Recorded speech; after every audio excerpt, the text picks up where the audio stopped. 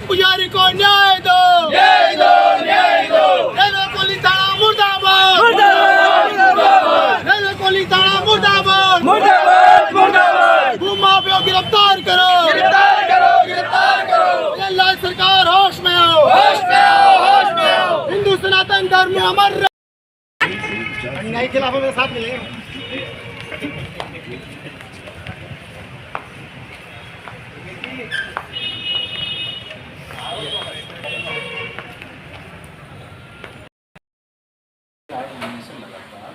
ये यहाँ पर अवगत करा रहे हैं, इच्छा मृत्यु तक की मांग कर चुके हैं। बड़ा गंभीर मामला है।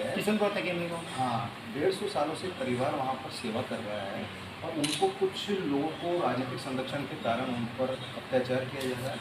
तो आपके माध्यम से निवेदन ये करना है कि लगातार ये तारीखों के नाम पर सर ये परेशान हो रहे हैं, इनको इनको जगह का मौका मुआयना कराकर इनको कब्जा देता है। सर दिखवाने में तो ये काफ़ी टाइम से दिखने में आ रहा है ना।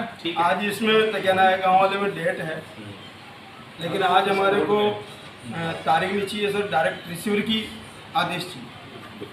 ठीक है, वो तारीखों पे नहीं आ रहा, मतलब वो तो सारे तथ्य पेश हो चुके हैं, सब कुछ हो चुका है, उसके बावजूद भी हम क्या है पुजारी धक्के खा रहे हैं। ऐसे मामलों में सर के इकट्ठा होना बड़ा मुश्किल होता है बार बार। ऐसे में हर बार ये सर इकट्ठा होते रहे और वो ना आता रहे, फिर उसको सम्मान मिल रहा है। वैसे भी सर एक तरफा कार्रवाई है, जब आ ही नहीं रहे तो सर आज आदेश जारी करना होगा। आदेश जारी होगा तभी हम लोग यहाँ से उठेंगे, अन्यथा हम नहीं उठेंगे सर। कितनी बार आप लोगों ने तारीख दी इस तरह से ना कोर्ट का मामला, उसमें कोई ऐसे नहीं तो सर सारे तथ्य कोर्ट के अंदर, कोर्ट के उसमें नियमानुसार जो भी होगा वो करें। लेकिन जैसा कि वहाँ पर चले जाते हैं, कोई वाद विवाद होता है, तो पुलिस है ना। नहीं तो उस कंडीशन में भी तो एक्शन होता है ना सर। उस कंडीशन में तुरंत रिसीवर नियुक्त करते हैं सर। वो आप कोर्ट का फैसला आप नहीं दो। नहीं हम तो नहीं दे रहे सर, हम तो कानूनी प्रक्रिया अपना ही रहे कर रखा है। खेड़ा रसूलपुर में हमारी ज़मीन है, जो हमें न्याय नहीं मिल रहा है। और एक अधिकारी ने हमें 6 महीने के लिए और पाबंद कर दिया कि 6 महीने तक उससे कोई बात नहीं करोगे। ऐसा कौन सा न्याय है? कौन सा कानून है जो भूमाफियाओं का सपोर्ट कर रहा है? खुले में सपोर्ट करा भूमाफियाओं का। 6 महीने के लिए हमें पाबंद कर दिया, 6 महीने के लिए हमें पाबंद कर दिया। और हमसे ये बोलता है कि 6 महीने तक उधर नहीं जाओगे, नहीं तो 6 महीने के लिए जेल में जाओगे साहब। कब्जा किसने कर रखा है? भूमाफिया कौन है? कुशवा काची माड़ी काचियों ने कब्जा कर रखा है। कितने टाइम से कर रखा है? उनका 2025 से, मतलब 2020 से उनका कब्जा है और हमें न्याय नहीं मिल रहा है। कितनी बीघा जमीन है? जमीन है 39 बीघा। 39 बीघा पे 2020 से कब्जा कर रखा है। आपने रिपोर्ट दर्ज कराई उनकी? रिपोर्ट केस चल रहा है, पैसे खा रहे हैं अधिकारी। एक अधिकारी पैसे खाते उसका तबादला हो जाएगा, दूसरा आ जाएगा, फिर उसके बाद में जाएंगे, फिर वो तबादला हो जाएगा। जैसे तारीख पे कौन खा रहा है पैसे? अधिकारी खा रहे हैं। कौन से विभाग के अधिकारी? SDO में। तो फिर आप आगे ऊपर क्यों नहीं उनकी शिकायत करी आपने? कहाँ शिकायत करें? हमें कोई प्रूफ नहीं है ना। प्रूफ है तो करें। अब ये बताओ नहीं आप वो नहीं है कि कोई ले रहा है कि नहीं ले रहा। आपको तो आपकी जमीन को लेकर ऊपर शिकायत करनी चाहिए ना कि भाई नीचे के अधिकारी कार्रवाई नहीं कर रहे। कार्रवाई हो ही नहीं रही है। सुनने वाले नहीं है ना। अरे सुनने वाले नहीं है ना, कोई सुनता ही नहीं है। रेलवे कॉलोनी के थाने अंदर में गया था अंदर, तो यहाँ का ना मुनिंद्र सिंह वो CI, अब गए ना वहाँ पे, तो हमारी ये भी बात नहीं सुनी और फरियादी है ना उनको तो अंदर डाल दिया और वो है ना मुलजिम वो बाहर निकाल दिया। और फरियादी से बोलते कि भाई बीजेपी और कांग्रेस वाले सब मेरी जेब में, उसने बोला था भूपेंद्र ने। तो राजस्थान सरकार ने एक पोर्टल भी तो बना के 181 पे कॉल करो, तुरंत राहत पाओ। अरे कुछ भी नहीं है, कोई रात नहीं की है। पोर्टल पे कांग्रेस शासन में चला रखा है। कांग्रेस शासन में करने का काम है। कांग्रेस शासन में माननीय मुख्यमंत्री जी अशोक जी गहलोत 181 की कार्रवाई को खुद स्वयं देखते थे। आज स्थिति ये है कि 181 पे कॉल करो, कोई रिस्पांस नहीं मिलता है। नहीं फोन तो आता ना संतोष नहीं आता साहब, कब आएगा? मैंने 3 आज आपने कॉल किया, 24 घंटे का प्रावधान है, 24 घंटे के बाद में 5 दिन बाद में आपको कॉल करके पूछेंगे आज समस्या का समाधान हुआ कि नहीं? मैंने 3 बार 181 पे कॉल किया है और क्या होते हैं, क्या बोलते हैं, वोट लेने के लिए सरकार है क्या? वो ये बोलते हैं कि आपको आपकी कार्रवाई वोट लेने के लिए इन नेताओं से को नाली में बैठ जाओ तो वहाँ बैठ जाएंगे।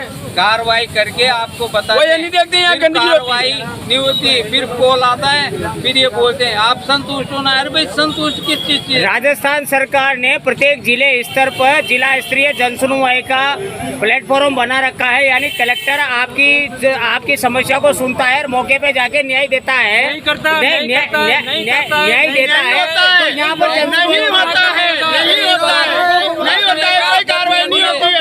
सारे अधिकारी भ्रष्ट हैं और चोर हैं। कितनी बार आपके चैनल के माध्यम से कितनी बार हमने धरने दिए, उसमें आपका चैनल भी हमारे साथ में रहा, कोई कार्रवाई नहीं होती है। हमारे साथ में कहाँ कार्रवाई हुई?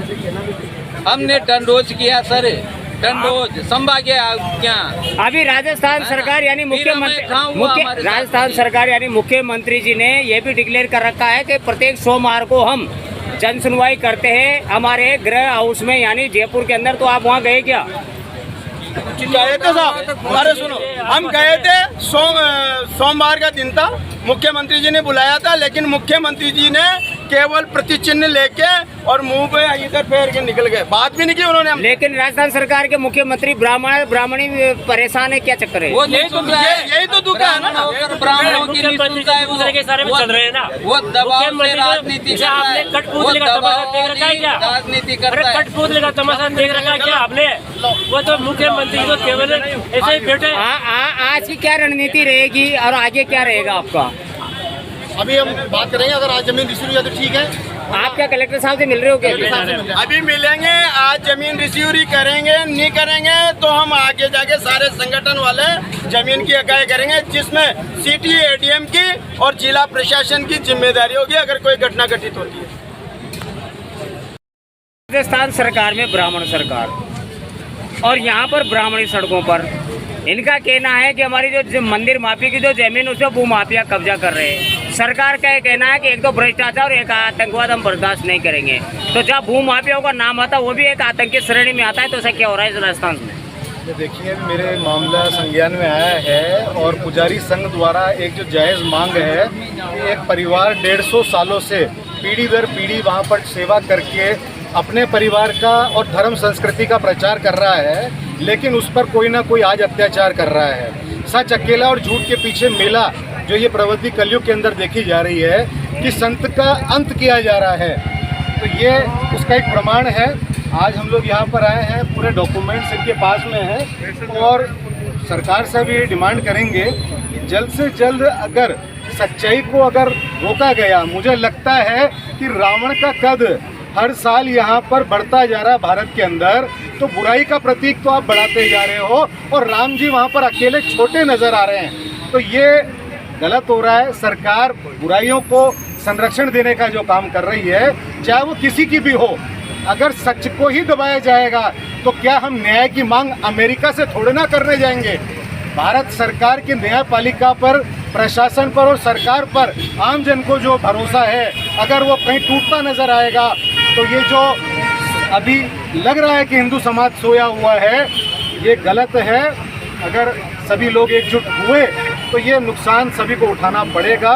तो हम तो आज आपके माध्यम से पुजारी सेवक संघ की इस आवाज़ को यहाँ पर बुलंद करने आए हैं कि जो समाज वहाँ पर बैठ कर के सेवा कर रहा है और उस क्षेत्र में अच्छाइयों को फैलाने का काम कर रहा है, तो ये पूरे हड़ौती के अंदर संत समाज में, हिंदू समाज में, पुजारियों के अंदर बड़ा आक्रोश है। इसको लेकर इन्होंने पहले भी इच्छा मृत्यु की जो मांग करी, मुझे लगता है कि इतना सुनने के बाद भी अगर सरकार का खून न खोल पाए और ये इनकी दुर्दशा देख करके भी सनातन का खून न खोल पाए, तो फिर वो खून नहीं, वो पानी है। और जो संतों पुजारियों को बचाने के काम ना आ पाए तो फिर हमारी बेकार वो जवानी है। जा रहे हैं, देखते हैं कि प्रशासन क्या बात को सामने रखता है। अगर ये कोई दबंगों के द्वारा गलत किया जा रहा है तो एक इंसान की कीमत होती है, वो इच्छा मृत्यु की मांग प्रशासन और सरकार से कर रहा है। तो मुझे लगता है कि जो न्यायपालिका पहले जिनकी आंख पे पट्टी बंधा होती थी, आज वो न्यायपालिका की पट्टी खुल चुकी है। तो जिस तरह से आंखों की पट्टी खुली है, तो उन आंखों से दृष्टि से देख करके सच्चाई का साथ दिया जाए और झूठ को दूर करके राम राज्य स्थापित किया जाए, यही हमारी मांग है। आपका नाम बताइए।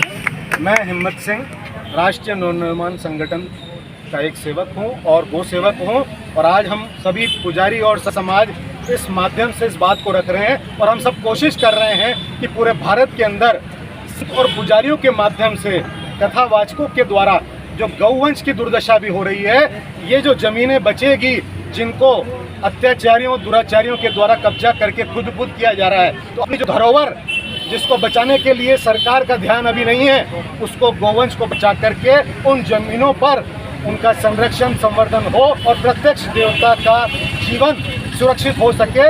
ये संत और ये गोसेवक और ये पुजारी समाज करने की कोशिश कर रहा है। इनकी आवाज़ को न दबाए सरकार, यही निवेदन आज हम सरकार से करना है।